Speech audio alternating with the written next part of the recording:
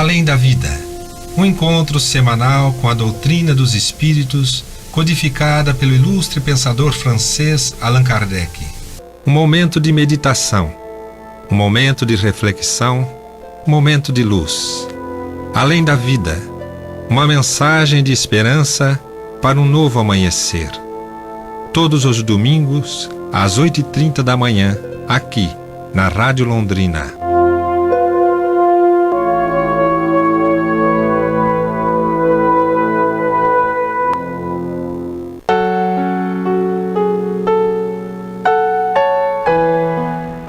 Prezados amigos do programa Além da Vida, muito bom dia.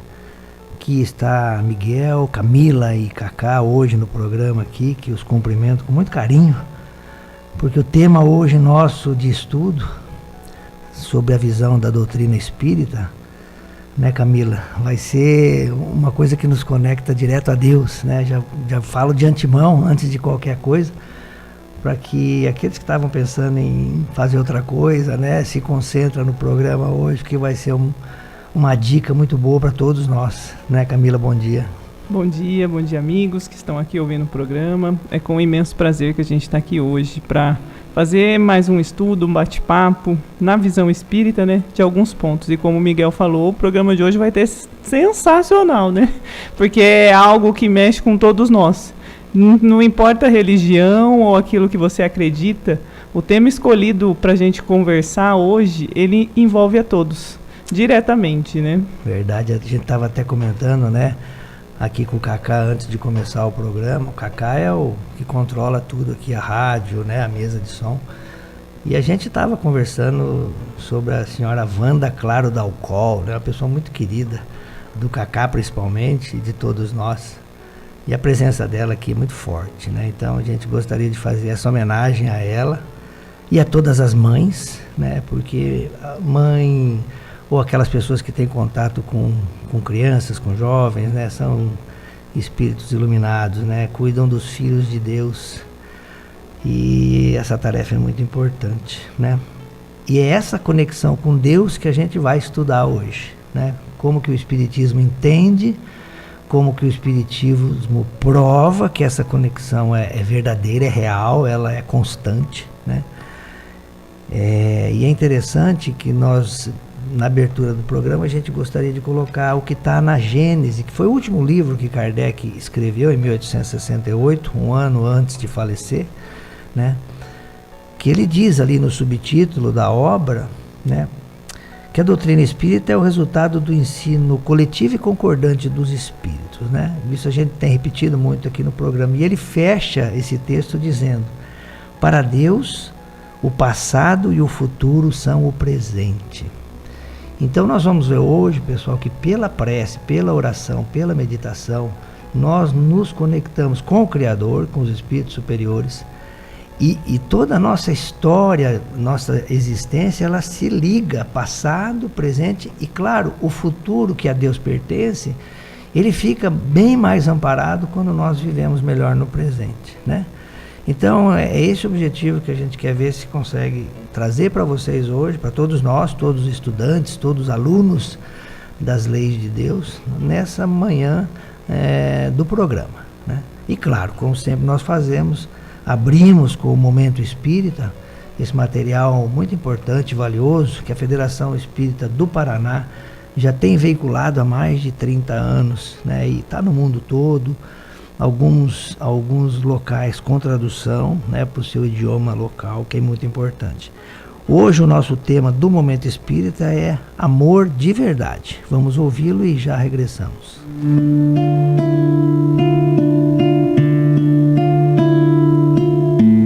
Martin era um sapateiro em uma vila pequena. Desde que morreu a esposa e os filhos, ele se tornou triste. Um dia, um homem sábio lhe falou que ele deveria ler os evangelhos, porque lá descobriria como Deus gostaria que ele vivesse. Martin passou a ler os evangelhos. Certo dia, leu a narrativa do evangelho de Lucas, do banquete em casa do rico fariseu, que recebeu Jesus em sua casa, mas não providenciou água para os pés, nem ungiu a cabeça de Jesus, nem o beijou. Naquela noite, Martin foi dormir pensando em como receberia Jesus se ele viesse à sua casa. De repente acordou sobressaltado com uma voz que lhe dizia: Martin, olha para a rua amanhã, pois eu virei. Logo cedo o sapateiro acendeu o fogo e preparou sua alimentação. Começou a trabalhar e se sentou junto à janela para melhor ver a rua. Pensando na noite da véspera, mais olhava a rua do que trabalhava. Passou um porteiro e um carregador de água.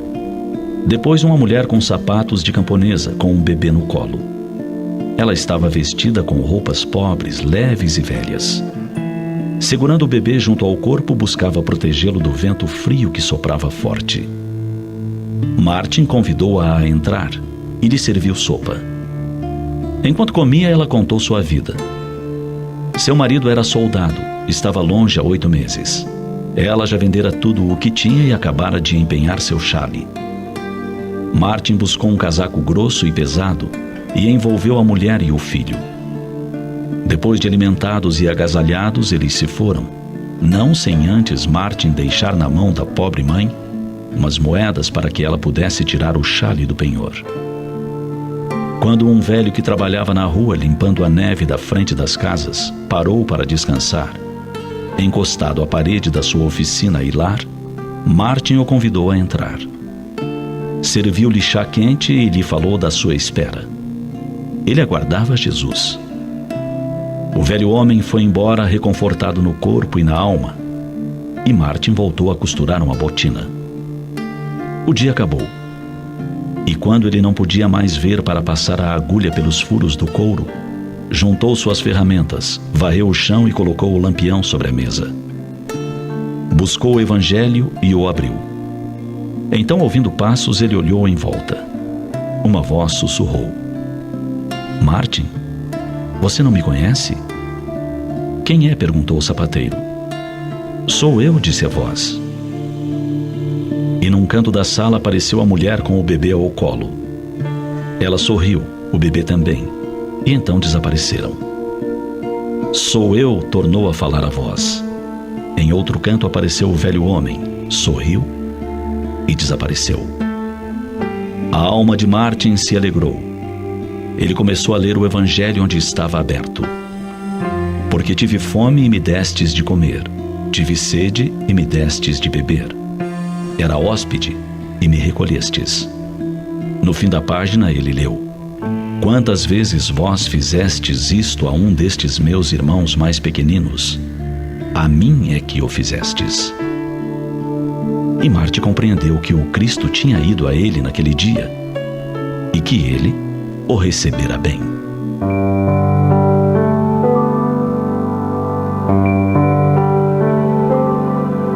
Você sabia que o nome do fariseu que deu o banquete para Jesus era Simão? E que foi nesse banquete que Maria de Magdala regou com suas lágrimas os pés de Jesus?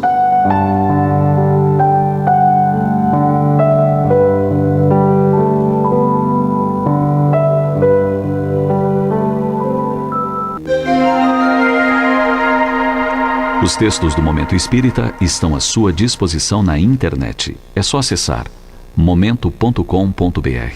Mais informações, ligue 41 3223 6174, Curitiba, Paraná.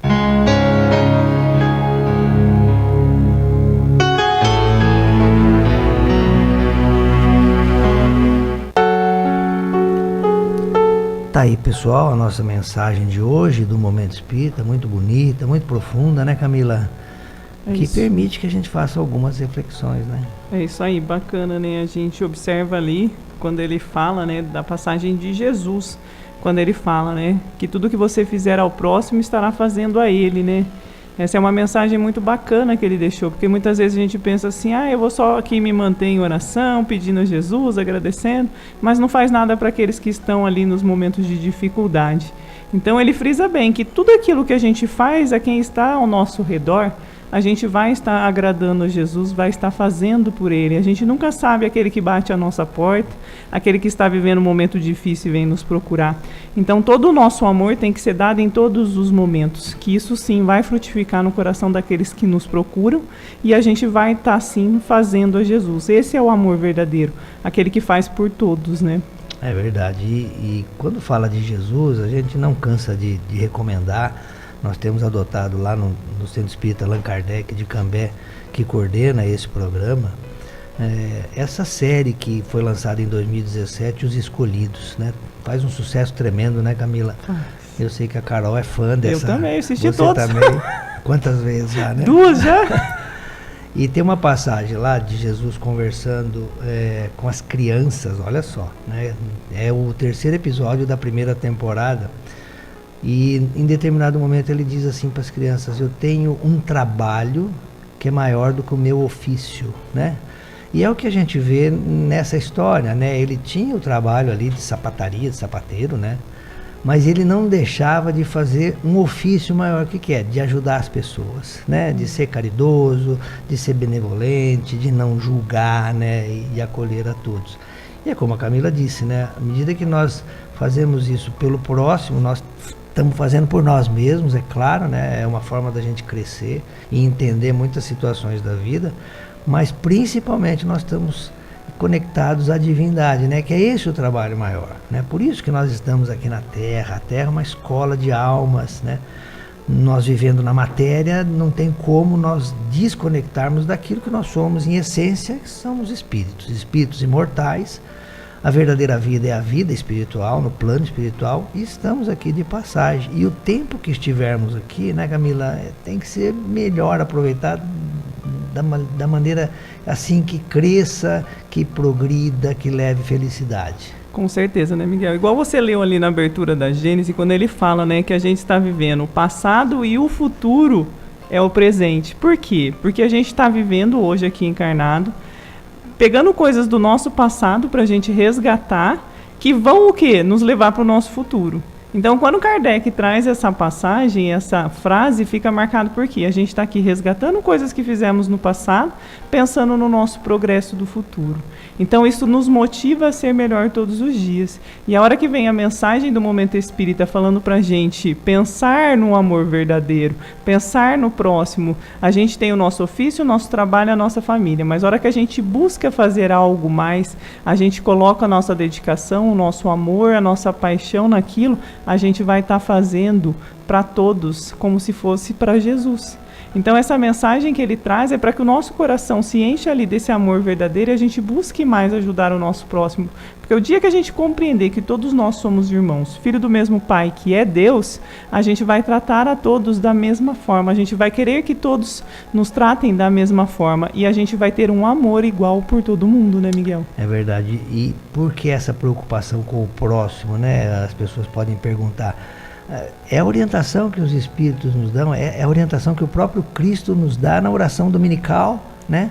De amar a Deus sobre todas as coisas e ao próximo em primeiro lugar do que a si mesmo, né? Então, é claro que cada um de nós tem que estar preocupado consigo mesmo, que o progresso é individual, isso a gente sabe, né? Temos que viver de uma maneira que não seja egoísta, que não seja orgulhosa, que seja baseada em virtudes. Então, nós, como espíritos imperfeitos ou inferiores, nós necessitamos ainda daquele reflexo, né? E o próximo é o melhor espelho que a gente tem, né? Seja das nossas imperfeições, seja da nossa ação no bem, na caridade. Então, por isso que Jesus coloca isso, né? Eu repito a frase, né? Eu tenho um trabalho que é maior do que o meu ofício. Hoje aqui na Terra nós temos ofícios, né? A Camila é da área do direito, eu sou da área da agronomia, o Cacá é da área do jornalismo, né? Mas nós temos um trabalho que é maior do que esses ofícios que são aqui da Terra. E esse trabalho maior consiste nisso, na parte moral, na parte divina, na parte espiritual.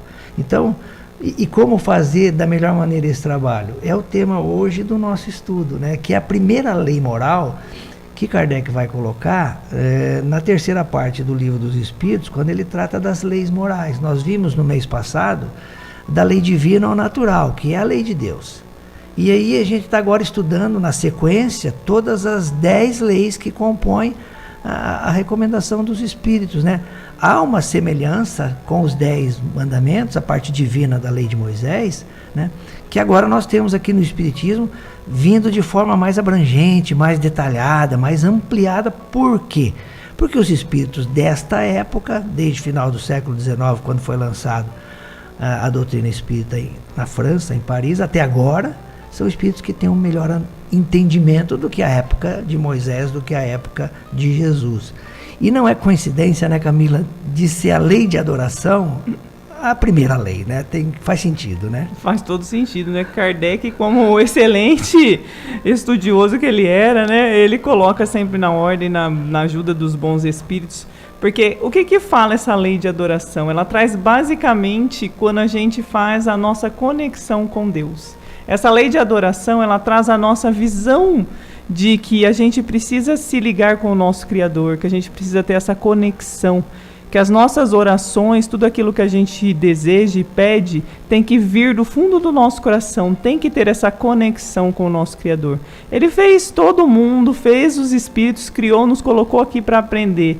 Então, por que não nos conectarmos a Ele quando orarmos, quando pedirmos, quando agradecermos, né? Então, essa lei de adoração nada mais é do que a gente conseguir fazer essa comunhão com o Pai, essa conexão e essa ligação. Então, Kardec, ele foi muito assertivo nesse sentido, né?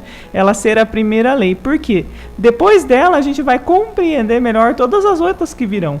Porque se a gente não tiver essa ligação com o Pai, esse entendimento do porquê é tão importante, do porquê a gente foi criado e porquê a gente tem que se conectar com Ele novamente, a gente vai vendo, né? Até comentei com o Miguel, o próprio Cristo fazia isso, e olha que o Cristo era sensacional, né? Quando ele vem no Sermão do Monte, ele já começa falando, e subiu ao monte para o quê? Se conectar com Deus. Todas as vezes que ele ia fazer qualquer milagre, qualquer palavra que ele fosse dar, ele se conectava ao Pai, ele orava, ele pedia, ele fazia essa ligação com o alto. Então, todas as passagens que tem dele, a gente observa essa ligação. Então, o quão importante é essa lei de adoração, né, Miguel? Verdade, né? Eu gostei da palavra sensacional, porque eu tenho um amigo que diz que Jesus é o cara, né? Quanto mais ele lê a respeito do Espiritismo, ele fica encantado e ele me liga e fala, Miguel, esse Jesus, ele não tem outra palavra, ele sempre repete, é o cara, não é o Roberto Carlos, né? É Jesus. Então, pessoal, muito bacana isso que a Camila colocou, porque para entender as leis morais, as 10 leis morais, cuja primeira a gente está estudando no programa de hoje, precisa de uma base sólida. E essa base, como a Camila disse, é dada pela lei de adoração. Ela vai fazer com que nós, em todas as outras leis, nós entendamos que na base de tudo, no fundamento de tudo, está Deus, né? E se nós não tivermos essa conexão com Ele, não tem como. Quando a gente fala conexão com Deus, pessoal, é conexão com a espiritualidade. E essa conexão mais próxima para nós, como espíritos inferiores, é um bom espírito, que é o nosso anjo da guarda. Então é a recomendação que o Espiritismo faz, que Kardec faz, que Jesus faz como espírito de verdade, é que nós estreitemos esse relacionamento com o nosso anjo da guarda, não acreditando que ele é só das crianças, né? Mas ele acompanha qualquer espírito, independente da crença, da fé que professe, durante toda a encarnação, porque é uma dificuldade essa prova para nós aqui, deixar a casa do Pai, né?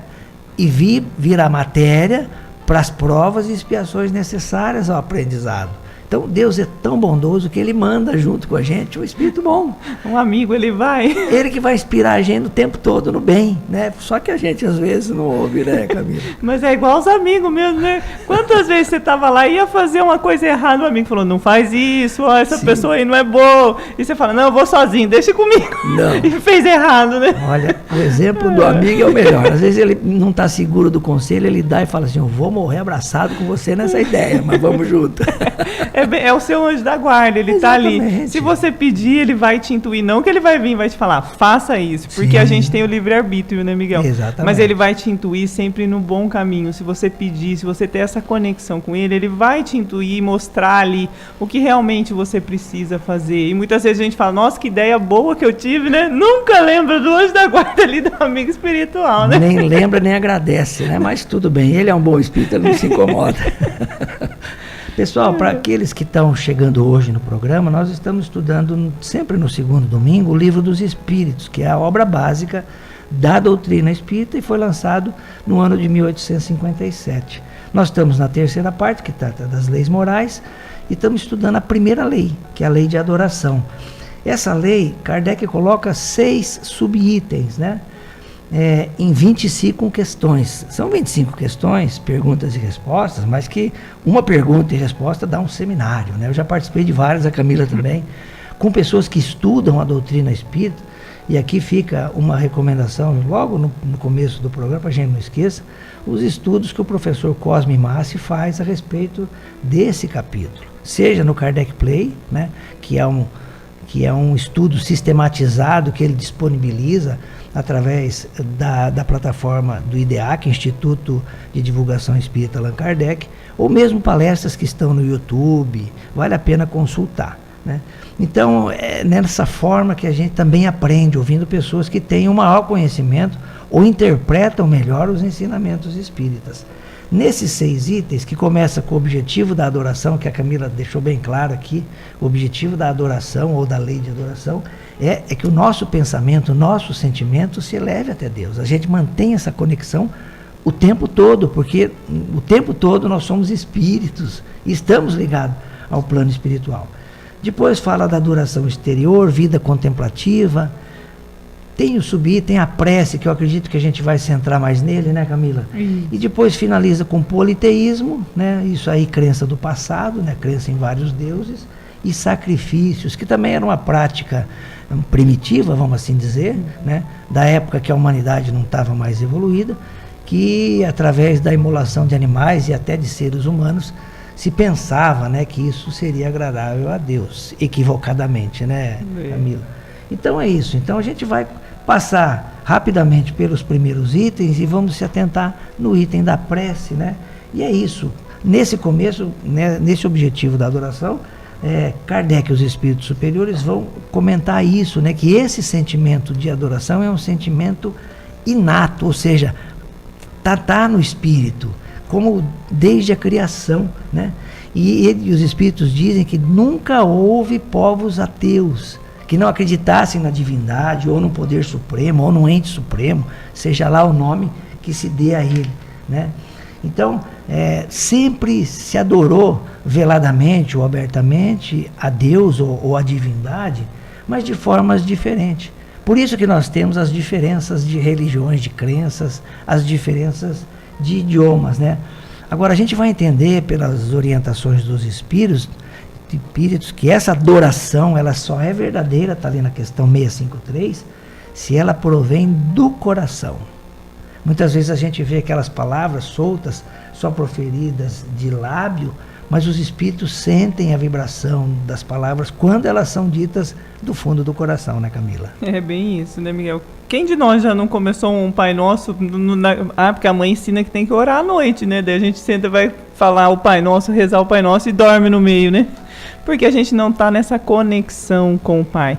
Então a nossa oração ela só vai chegar e só vai atingir a finalidade que a gente deseja se a gente se conectar. Porque o mais importante não são as palavras que a gente fala, mas sim o que está vibrando em nosso coração. Se o nosso coração está ali vibrando no amor, na compaixão, ali sim a gente está colocando os nossos verdadeiros sentimentos e a nossa prece vai chegar no destino que a gente quer. Agora, se a gente está ali simplesmente falando palavras, rezando de maneira banal, só falando tudo que a gente aprendeu no decorrer dos anos, a gente não está ali cumprindo com essa adoração, se conectando com o Pai, pedindo verdadeiramente. Até tem a historinha do Zé, né, que ele ia na igreja todo dia e ele chegava lá em menos de 1 minuto, sentava, levantava e ia embora, sentava, levantava e ia embora. Aí um dia o padre chegou para ele e perguntou, né, mas nem dá tempo de você rezar, o que você faz? Ele falou assim, não, é porque eu sento ali, eu não sei rezar, eu só chego fala: oi Jesus, aqui é o Zé. E aí ele levanta e sai. E um dia o Zé ficou doente. E aí viram aquele espírito de luz entrar e sair, entrar e sair. E aí então ele falava, ele foi, né, ver quem que era Jesus. E ele chegava e falava: oi Zé, aqui é o Jesus. E ia embora. Ou seja, o que mais vale é a intenção que está no nosso coração do que as palavras proferidas. As palavras fazem sentido para a gente se concentrar, para a gente pedir, para a gente agradecer. Mas aquilo que vibra em nosso coração é o mais importante. Até comentei com o Miguel. Várias passagens do Cristo, ele fala, né, que a gente tem que limpar o nosso coração, que a gente tem que perdoar. Porque essa é a verdadeira importância. Essa conexão que a gente tem com Deus, com o nosso Pai, e o nosso coração tem que estar preenchido com esse amor, né, Miguel? Verdade. E quando você fala vibra, né, a gente tem no Espiritismo uma explicação muito interessante, muito prática, né, que a gente não vai entrar nesse campo, porque trata da ciência espírita, e quem quiser ler, quem quiser se informar, está lá no livro A Gênese, no capítulo 14 da segunda parte, quando fala dos fluidos. É muito interessante, é toda a parte da ciência experimental, dizendo, em resumo, pessoal, que as nossas palavras têm força. Quando nós falamos aquilo que o nosso coração está cheio, que é o que o nosso coração vibra, e aí essa vibração movimenta fluidos que estão neutros no ambiente. Então, se o nosso pensamento é no bem, os fluidos produzidos vão ser no bem, e vão chegar a uma situação, uma pessoa, ou a nós mesmos, da melhor maneira. Se a gente está equivocado e está com ódio, com raiva, com inveja, com orgulho, né? O que a gente vai vibrar, né, Camila? O que a gente vai produzir, né? Então, como a gente só doa aquilo que a gente tem, então, por isso que o combate aos nossos vícios, às nossas imperfeições, através do cultivo das virtudes, é a chave para que a gente possa vibrar, para que a gente possa melhorar, para que a gente possa receber coisa boa também, né? O ditado que nós somos médicos de nós mesmos parte desse princípio. A partir do momento que eu aceito uma prova, né, uma dificuldade, entendo que Deus está no comando, que Ele não vai me dar uma situação para que eu possa aprender, para que eu possa passar, maior do que eu possa suportar, eu já estou no processo de cura, de salvação. Então, esses fluidos que nós movimentamos é através da prece, através da elevação do pensamento, né? Então, Kardec vai colocar um subitem aqui de vida contemplativa, que ela não é bom. Essas pessoas que só pensam que através de não fazer o mal, né? Ou então ficar observando. Não podemos perder tempo, pessoal, né? Temos que trabalho, como nós vamos ver no mês que vem, é tudo ocupação útil e não há utilidade na contemplação. Tem que se movimentar, tem que se colocar ação, ali, né, para fazer, né? Uma das melhores definições que eu acho de caridade, que a caridade é a fé com obras, né? Então você está botando em movimento aquele teu sentimento no bem, né? Então, Kardec comenta isso, não a vida contemplativa, mas a vida de ação no bem. E aí ele entra no subitem da prece, a partir da questão 658, e a pergunta que ele faz é isso: agrada a prece a Deus? E a resposta, ó, a prece é sempre agradável a Deus quando ditada do coração, que é o que nós estamos dizendo, né? Podemos enganar as pessoas aqui, porque aqui há uma capa, uma máscara chamada corpo, mas aos espíritos não se engana, muito menos a Deus. Então, os espíritos veem essa vibração que sai do nosso coração, seja através da prece, seja através de uma palavra, né? E eles sabem qual é que é a verdadeira intenção desse nosso ato, né, Camila? Com certeza, né? Deus, ele sabe tudo o que a gente pensa, né? Então, ele sabe aquilo que está dentro do nosso coração. Então, a prece, ela vai ser agradável a Deus quando ela é feita com sinceridade, com amor, com aquela vontade, com a fé, com fervor. Por quê? A gente passa a transmitir tudo aquilo que a gente tem dentro da gente ao universo, às pessoas que a gente ora, né? Quantas pessoas a gente escuta: faz uma prece para mim que eu não estou bem hoje, você vai lá e faz, ela fala: não, que a sua prece é melhor que a minha, né? Quantas vezes a gente já não ouviu isso? Mas não é que uma prece é melhor que a outra, a intenção que você coloca, o amor que você coloca, o que o seu coração está ali pulsando, é o que faz essa intenção, né? Até no filme que a gente assistiu, que ele fala, né? Tem uma passagem que ele coloca bem assertivo, que ele estava lá, daí estão os espíritos no plano espiritual vendo o plano terrestre e umas luzes subindo, né? E o espírito fala, essa é uma prece verdadeira, está chegando no lugar onde deveria.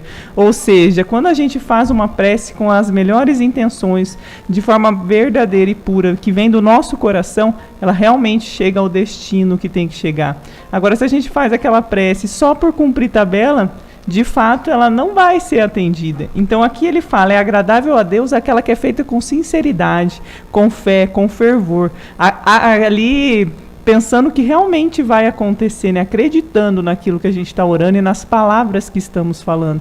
Não só soltando elas no vento, né, Miguel? Verdade. Olha só, Camila, na 660, os espíritos dizem assim, ó, a prece torna melhor o homem. Por quê? Porque aquele que ora com fervor e confiança se faz mais forte contra as tentações do mal, e Deus lhe envia bons espíritos para assisti-lo. Olha só, gente, além do bom espírito, que é o nosso anjo da guarda que está ao nosso lado, Deus envia outros para nos ajudar e ajudar a pessoa por quem nós estamos pedindo. Então, o socorro é imediato, não é que nem aqui na Terra, você liga para o SAMU, demora meia hora, 1 hora para chegar. É imediato, porque para o pensamento, para o sentimento não tem distância. Não, ele vai rápido, né? É rápido e chega onde tem que chegar. Como a Camila disse, se ela é feita com fervor, com sinceridade, né, com fervor, ela vai chegar rapidamente onde tem que chegar. E a resposta é mais rápida ainda. Por quê? Porque é Deus que está respondendo. É, né? Bem isso. Então, né? A prece nos ajuda, pessoal, na transformação íntima, que é o objetivo não só da doutrina espírita, mas da maioria das religiões que elevam a pessoa a Deus, né? Não aquelas que são muito materialistas, mas aquela que se preocupa mais com a parte espiritual do que com a parte material. Por quê?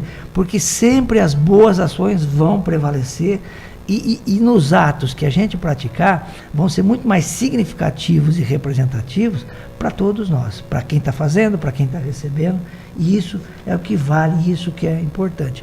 Quanto mais virtudes nós colocarmos na prece, melhor para nós. Por exemplo, eu sofri uma maldade, né? Uma coisa de uma pessoa que às vezes fez inconscientemente. Quanto mais resignado eu for e não devolver mal com mal, ou seja, devolver o bem por mal que fizeram para nós, né? Mais resignado eu vou ser, mais essa virtude vai me auxiliar no combate às minhas próprias imperfeições.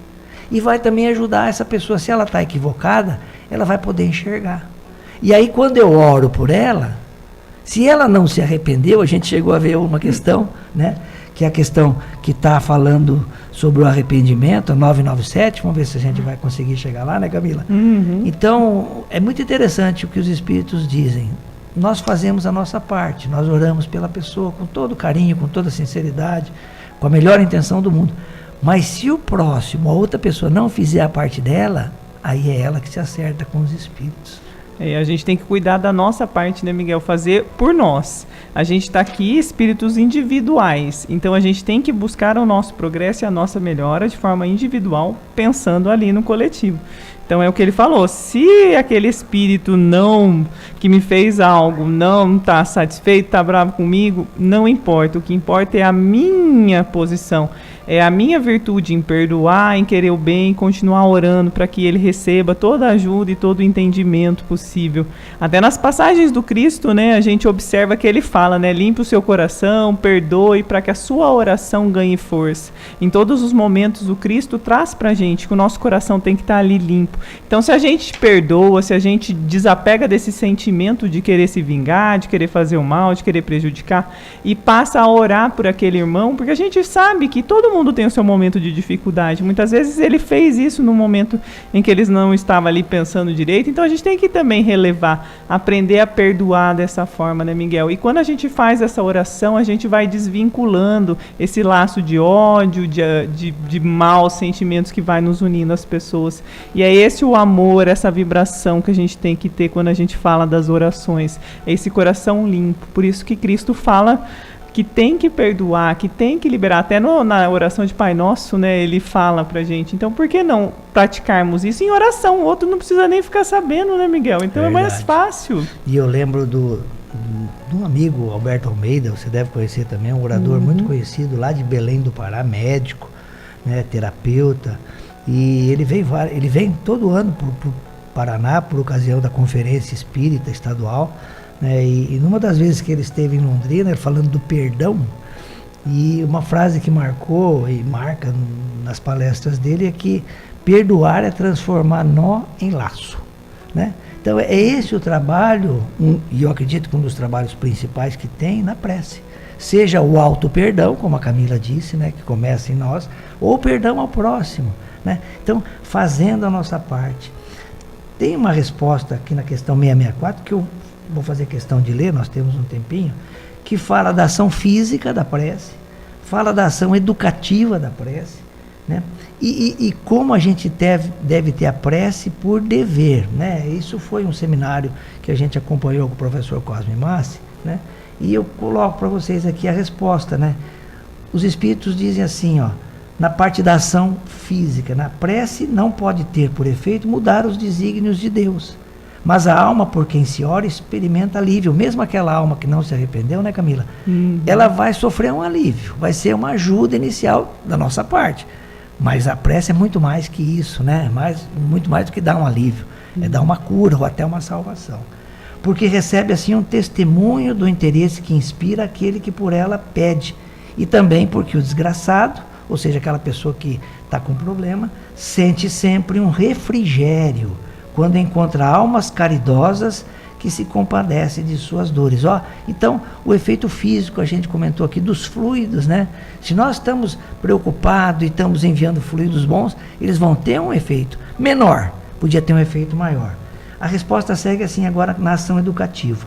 Por outro lado, mediante a prece, aquele que ora concita o desgraçado, ou seja, desgraçado aqui no sentido daquela pessoa que cometeu um erro, né? Ao arrependimento e ao desejo de fazer o que é necessário para ser feliz. Neste sentido, é que se lhe pode abreviar a pena, não é modificar os desígnios de Deus, né? Se por sua parte ele secunda a prece com boa vontade. O desejo de melhorar-se, despertado pela prece, olha que interessante, pessoal, o desejo de melhorar-se, despertado pela prece, atrai para junto do espírito sofredor espíritos melhores. Foi o que a gente comentou na questão anterior, que Deus envia outros espíritos para ajuda, que o vão esclarecer, consolar e dar-lhe esperanças.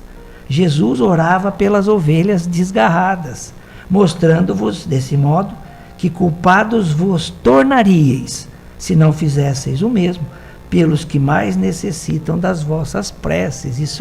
Essa resposta aqui é dada por São Luís. São Luís foi um dos espíritos que, junto com Santo Agostinho, trabalharam, junto com Kardec, na organização da doutrina espírita. E é São Luís que dá essa resposta.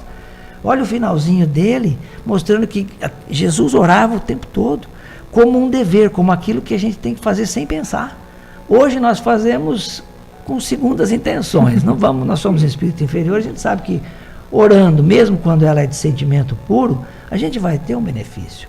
Vai chegar um momento que a gente vai orar sem pensar nesse benefício, que é natural da lei de ação e reação, né, Camila? É bem isso, né, Miguel? Quando ele fala que a nossa prece pode mudar ali os desígnios de Deus, ou aquele que está em sofrimento, ou aquele que a gente quer ajudar, ele explica aqui, né, Miguel? Foi muito bacana isso. Ele fala que quando a gente ora, os bons espíritos que a gente está ali orando e se conectando, ele vai ao auxílio daquele espírito.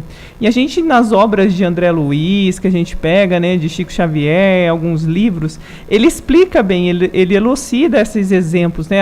No próprio nosso lar, a gente vê que quando o André Luiz ele desencarna, quem que está ali orando por ele, pedindo? A sua mãe. E teve uma paciente dele que orou por ele fervorosamente. E aí ele vê isso no futuro, que ele recebe aqueles bons fluidos de quem está orando verdadeiramente por ele.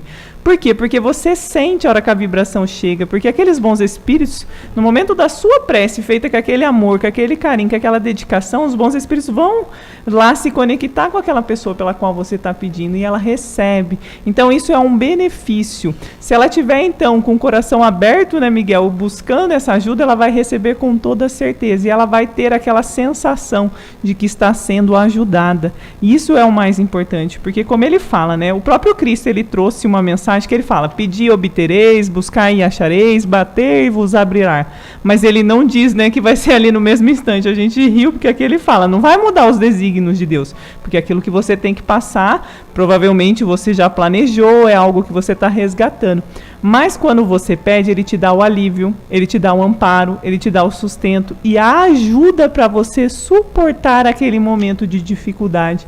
Porque muitas vezes a gente ora como, né, Miguel? Meu Deus, tira isso, né? Afasta esse sofrimento, essa doença, essa qualquer coisa que está acontecendo aqui na minha vida. Mas não é esse o caminho. Ele fala aqui, a partir do momento que a gente ora, que a gente pede, os bons espíritos vêm nos auxiliar. E é isso que é o mais importante. Ele não vai tirar a dificuldade do nosso caminho, mas a gente vai receber o auxílio. Aquele amparo, como se fosse realmente o nosso amigo pegando na nossa mão e falando: vamos, o caminho é aqui, ó, eu vou estar com você, eu não vou te deixar sozinho, a gente vai conseguir vencer esse obstáculo. E esse é o poder da fé verdadeira, né? E a gente, como o Miguel falou, nos escolhidos, a gente vê várias passagens do Cristo ajudando aqueles que estão mais necessitados, passando por dificuldades e tudo mais. Em nenhum momento ele fala: a sua fé te curou, a sua fé vai te salvar. Então, o que é importante? Esse momento da conexão com Deus. O que é essa fé, se não a adoração a Deus? Então, tudo que a gente lê e observa dentro da doutrina espírita e dos exemplos do Cristo está vinculado com essa adoração a Deus, com esses pedidos que a gente faz, com esse agradecimento, com essa energia que vibra no nosso coração. E ele manda ali, então, bons espíritos, amigos, para nos auxiliar. Ele não vai tirar as dificuldades, mas ele vai nos dar ali a sustentação, o apoio, o amparo para passar por tudo aquilo que a gente veio passar, né, Miguel? Agora você falou, né, Camila? A prece não vai mudar os desígnios de Deus. E aí eu vou complementar com uma outra questão que deve estar na mente de quem está nos ouvindo, né? Se Deus sabe tudo, qual que é a utilidade da prece, né? Se ele está dentro do nosso coração ali, né? Não fala que ele está sentindo tudo, sabe de tudo? A gente diz que Deus sabe do nosso passado, do nosso presente e do nosso futuro, até se a gente vai acertar ou errar. É uma pergunta lógica a se fazer.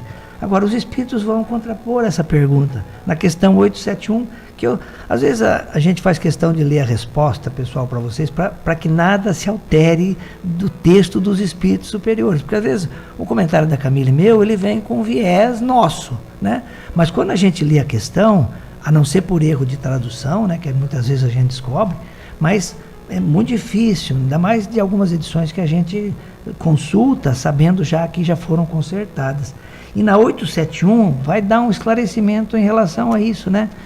Se a gente fizesse essa pergunta, mas se Deus sabe tudo, qual é a lógica de rezar, né? É para que ele sabe o que está passando no meu pensamento. Né? E olha o que os espíritos dizem assim, ó.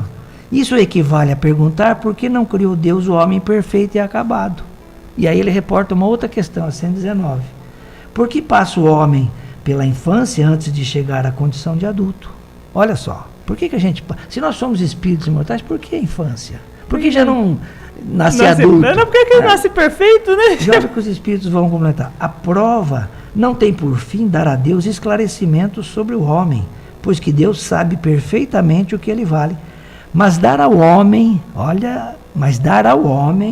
toda a responsabilidade de sua ação, uma vez que tem a liberdade de fazer ou não fazer. Foi o que a Camila comentou do livre-arbítrio. Por que Deus permite que as pessoas se suicidem? Se são todas seus filhos. E nós sabemos que o suicídio é um erro, é uma antecipação da caminhada, do aprendizado, né? Continua os espíritos dizendo: dotado da faculdade de escolher entre o bem e o mal, a prova tem por efeito pô-lo em luta com as tentações do mal e conferir-lhe todo o mérito da resistência, mesmo quando a gente não saiba, ou saiba, entre aspas, que os espíritos bons nos ajudaram, e o mérito ficou todo para a gente, como a Camila acabou de comentar.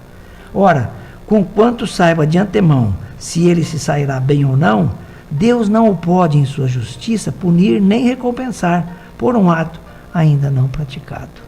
Então, o que a gente conclui disso, né? É claro que Deus sabe o que vai acontecer, mas o importante é que a gente faça a nossa parte, né? Que no fim tudo acaba em pizza do bem, no bem, né? Isso a gente sabe, mas vai demandar muitas vezes um maior esforço, um maior tempo.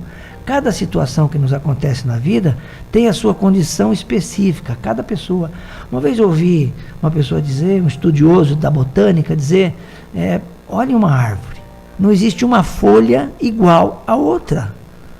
A gente que estuda, que é dessa área da agronomia, né? A princípio a gente se impressiona, mas quando a gente vai com a lupa e olha, a gente começa a ver diferença, pegando apenas algumas folhas. Imagina se numa árvore, uma folha, né, não é igual a outra, e são todas provenientes da mesma genética, né, do mesmo caule, né, da mesma raiz, da mesma semente. Assim somos nós, espíritos também. Por isso que as situações são diferentes. E as soluções, muitas vezes, são mais rápidas ou mais demoradas. Depende de cada um. Porque muitas vezes a nossa justiça aqui da Terra não é a justiça do plano espiritual, né?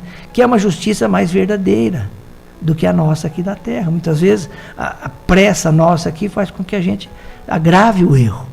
E para o plano espiritual não, como a visão dos espíritos superiores é muito maior que a nossa, por isso que quando eles estão junto conosco, a probabilidade de erro ou de insucesso naquilo que nós fazemos é nula, porque estamos todos juntos, né?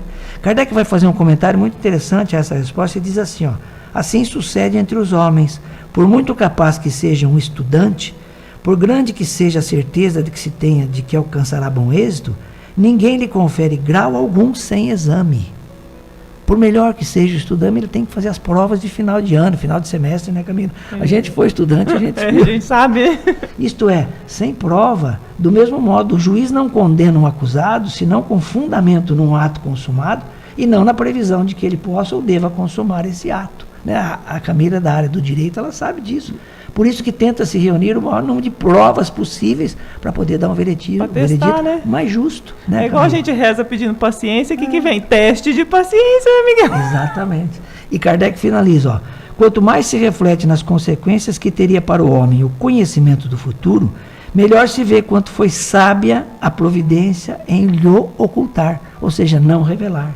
A certeza de um acontecimento venturoso o lançaria na inanição. Olha, a gente viu ali vida contemplativa, pessoal, não acrescenta nada ao progresso do espírito. A de um acontecimento infeliz o encheria de desânimo. Em ambos os casos, suas forças ficariam paralisadas.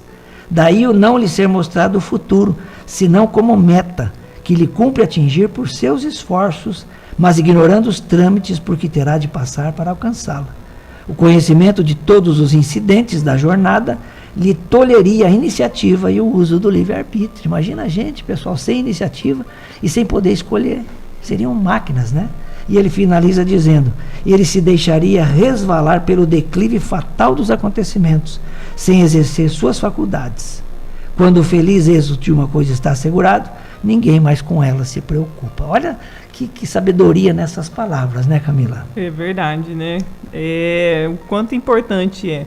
A gente seria a máquina, é o que o Miguel falou. Se a gente viesse aqui, a gente seria atores, né? Porque a gente tem um roteiro, a gente ia seguir ele, não ia interferir em nada. A gente não ia usar o nosso livre-arbítrio, a nossa capacidade. Então vem ali o conhecimento, a gente vem para aprender, a gente é testado, a gente é provado todos os dias. E por que não a gente ter essa conexão e pedir essa ajuda, esse auxílio para a gente conseguir passar por cada prova, né? É o que está bem dito ali. E cada um de nós somos seres únicos, exclusivamente criados por Deus para a gente vir aqui, para a gente aprender, para a gente evoluir, para a gente se tornar ali espíritos puros. Então, quando ele dá essa resposta de que a gente tem o nosso livre-arbítrio, a gente veio aqui para passar pelas nossas provas, pelas nossas dificuldades, para aprender, para evoluir, que é a nossa finalidade, né, Miguel? E não vamos passá-las sozinho, né? Não, a gente tem ajuda de todos os lados. Vai ficar mais difícil, né? Mais demorado, né? Por isso que a gente chega na família, né? A gente tem ali os espíritos que veio para nos auxiliar, tem os espíritos que veio para nos testar, vai tendo diversos... Tem de tudo, né? Tem.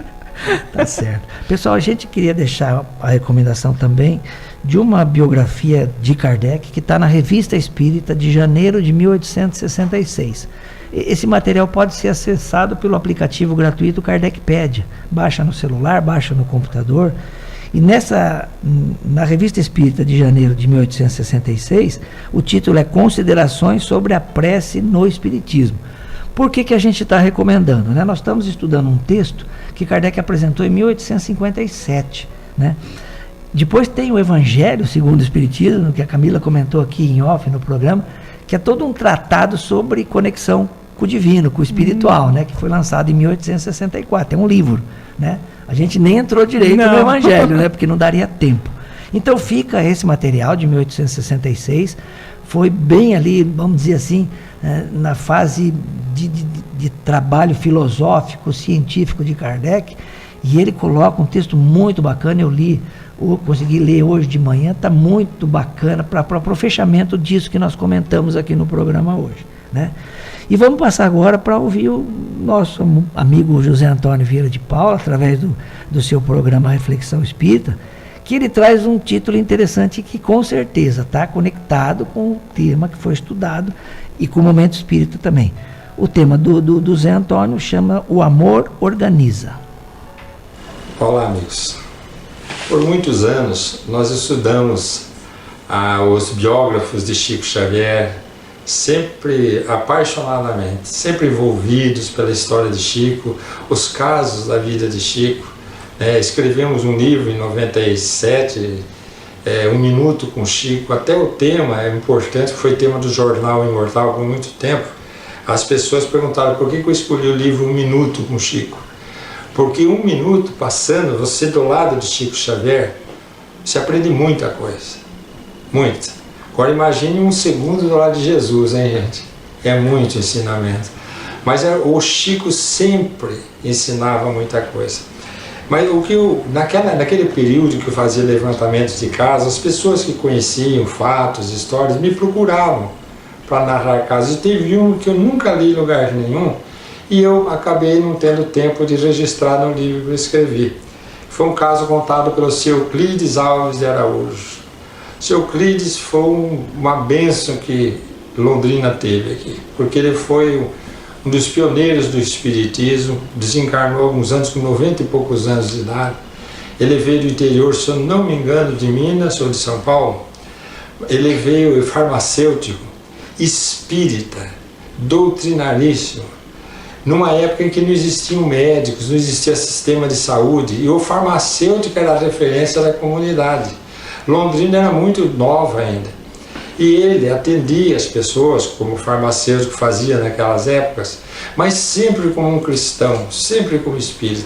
Então, quando percebia que tinha alguma coisa a mais, ele chamava a família, comentava: olha, eu aconselharia vocês a tomarem passe. E ninguém sabia muito de espiritismo. Então ele explicava, aí ministrava na própria farmácia, no fundo, que mais tarde a casa dele se tornou posto de socorro Dr. Bezerra de Menezes, que nós viemos a frequentar, eu e minha esposa, por muitos anos, eventualmente em algumas reuniões mediúnicas, muito iluminadas, ou quando íamos visitar o seu Euclides, ou quando estávamos precisando de orientação e ajuda, e ele sempre paternal, o verdadeiro homem de bem. Eu brincava sempre, era o seu Hugo em Cambé, seu Euclides em Londrina. E um dia, visitando o seu Euclides, ele me chamava de: ô rapaz, vem cá. Sempre aquele senhor de 90 anos, né? E eu ainda bastante, uns 40 anos na época. Ele falou: eu vou contar um caso para você. Eu tive um sobrinho em Mozambinho, Minas Gerais. E esse sobrinho meu, espírita, e ele conheceu uma mulher, uma moça, que era católica devota, dedicadíssima na igreja. E os dois se apaixonaram. E na hora de haver aquele encontro, aquele conflito de religiões, o amor era tão grande que eles resolveram fazer um acordo. Vamos fazer o seguinte acordo: toda vez que você quiser ir para qualquer movimento religioso, católico, ele propuseram, não foi dele a proposta, foi de ambos, foi uma decisão. Toda vez que tiver um movimento, uma festa, um encontro católico que você queira participar, eu vou junto. Não é você vai e eu não vou, você é católico, eu sou espírita, nós vamos nos casar.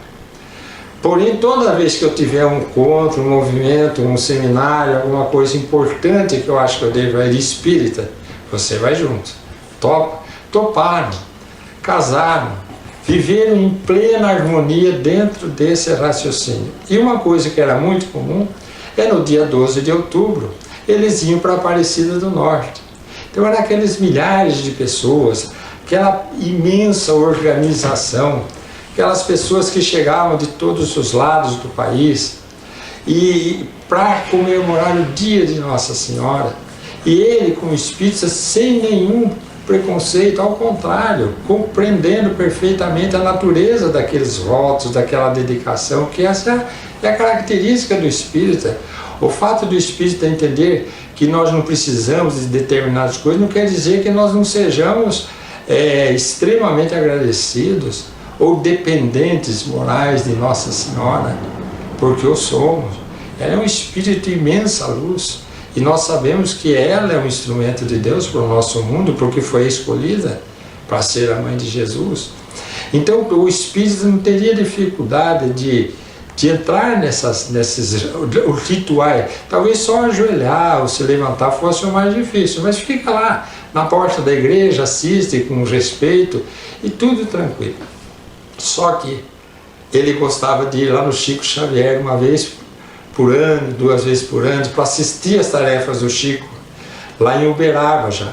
Então o Chico ia todo sábado à tarde para a periferia, lá naquela região que tinha um abacateiro, o povo chamava que era o encontro do Chico, a sombra do abacateiro.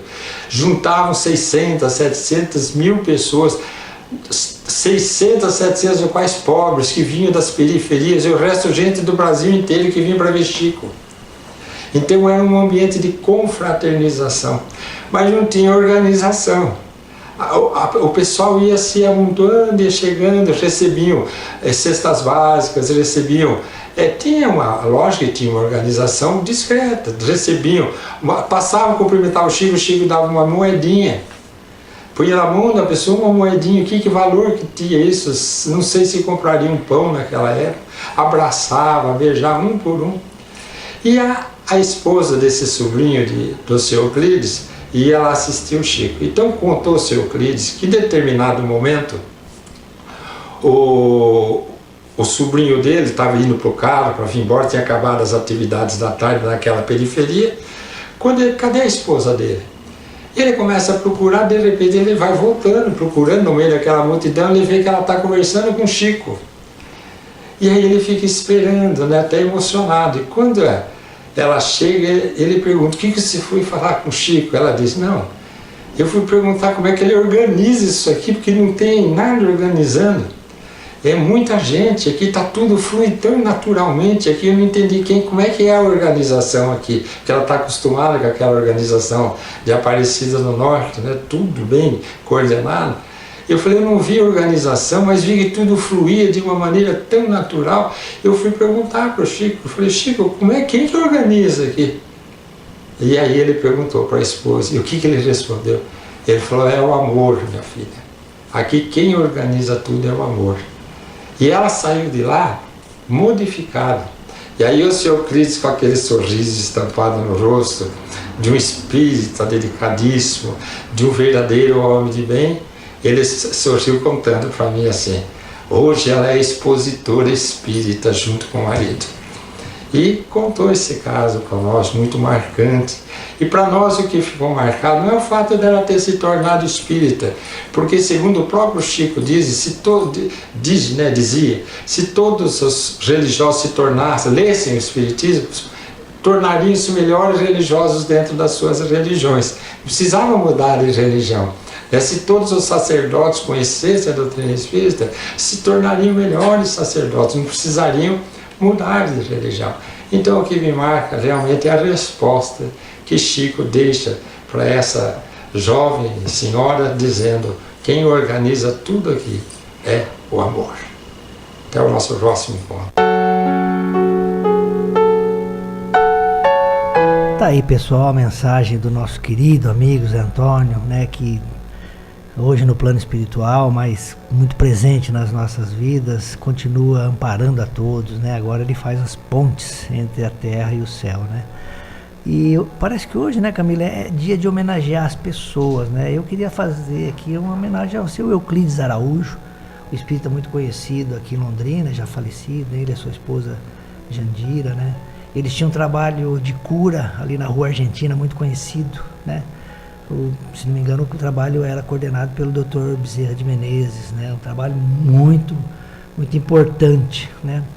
E eu lembro uma vez, uma passagem com o seu Euclides, eu estava como presidente da União Regional Espírita, E ela abrangia muito mais municípios do que hoje a nossa URI, que é metropolitana. E aí o pessoal de Uraí, eu nunca me esqueço, me ligou: Miguel, nós estamos com um problema de mediunidade aqui no centro, né? Eu na época não participava de reuniões mediúnicas, né? E eu tinha muito contato com o seu Euclides, né? No grupo de pais do nosso lar, né? E no Amor e Caridade, ele frequentava mais o Amor e Caridade, no nosso lar era o seu Pedro Romero, me confundi, né?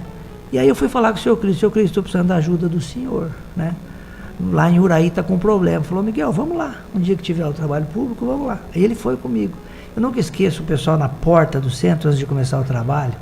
A hora que eles viram o seu Euclides descendo do carro, que eu deixei na calçada, né? Mas o pessoal estampou um sorriso muito grande. Eu lembro do presidente da casa, Camilo, falando assim: nossa, o seu Euclides está aqui. É como se o céu se abrisse, né? E aí fizemos o trabalho, né? E na hora do passe, era uma palestra pública, né? Depois tem o passe. Na hora do passe, a pessoa que estava com problema foi tomar o passe, e ela deu passividade, ela deu permissão, porque a mediunidade ela é muito aflorada e o pessoal não sabia trabalhar. Eu sei que o senhor Euclides estava presente na hora, atendeu o espírito que se comunicava por ela de uma maneira assim que eu nunca vi, carinhosa, amorosa, conversou com o espírito, né? Depois que terminou o passe, ele teve um atendimento específico com ela. Essa pessoa voltou para o salão mudada, transformada. Isso me impressionou muito, porque a gente acompanhava o movimento na região, né? E eu confesso para vocês, pessoal, nunca vi uma ação rápida, como a gente comentou aqui, não só da prece, mas da postura moral de uma pessoa. E aí o seu Euclides é essa referência moral, como o seu Hugo em Cambé, que ele cita, como o Chico Xavier também, que foi o exemplo que coroa todo esse estudo que nós fizemos hoje, né, Camila? E que fechou com esses casos que o Zé Antônio nos apresenta no Reflexão, né? É isso aí, né, Miguel? A gente vê que o amor, né, coordena tudo. Com toda certeza ele fazia esse trabalho com muito amor. É por isso que ele tinha esse grau de elevação das pessoas falar, nossa, né? E sentir essa vibração, era o amor, é o que a gente fala, essa conexão com Deus nada mais é o quê? Que o amor que a gente tem pelo nosso Criador, pelo Pai, né? Verdade. Então faz todo sentido. Então, encerrando, né, eu vou agradecer imensamente a participação, o estudo que a gente teve, né, aprendendo um pouquinho mais sobre a prece, essa conexão. Então, que Deus abençoe cada um de vocês, que tenham um excelente domingo. Verdade, pessoal. E eu vou repetir o que a Camila disse. Se a lei de adoração que nós estudamos hoje nos dá a base para entender as outras 9 leis, e a 10ª lei é a lei de amor, justiça e caridade, que resume as outras 9, né? Nós vamos chegar lá, daqui 9 meses nós chegamos lá. Então, que possamos ter esse entendimento das coisas divinas através do Espiritismo. Um bom domingo, uma boa semana a todos e até o nosso próximo encontro.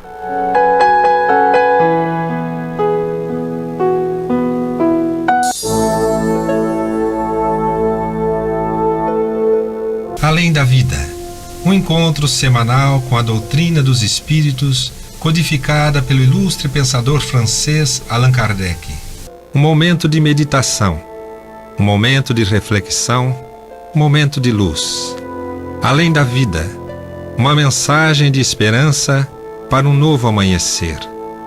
Todos os domingos, às 8h30 da manhã, aqui, na Rádio Londrina.